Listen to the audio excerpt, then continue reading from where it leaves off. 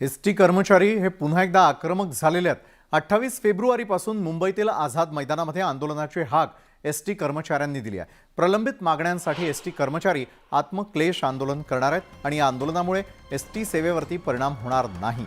अन्न त्याग करून एसटी कर्मचारी सेवा देणार आहेत। सेवा शक्ती संघर्ष संघटनेनं या आंदोलनाची हाक दिली आहे। तर विशेष म्हणजे सत्ताधारी भाजप आमदार गोपीचंद पडळकर या संघटनेचे अध्यक्ष आहेत।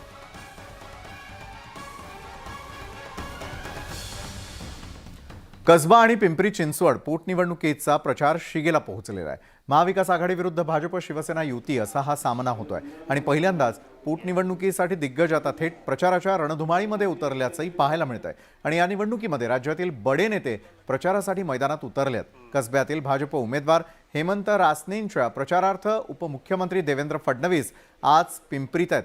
तर फडणवीसांसोबत केंद्रीय रेल्वे राज्यमंत्री रावसाहेब दानवे देखील उपस्थित आहेत। तिकडे रोहित पाटीलही चिंचवड प्रचाराच्या रणधुमाळीमध्ये उतरले, तर महाविकास आघाडीचे उमेदवार नाना काटे यांच्या प्रचारासाठी रोहित पाटील मैदानात उतरले। रस्त्यांच्या संदर्भात देखील एक महत्त्वाचा विषय या ठिकाणी आहे आणि विशेषतः आमचा आता प्रयत्न असा आहे की मागच्या काळामध्ये सगळे डेव्हलपमेंट प्लॅन्स जे आहेत ते आपण मंजूर केले।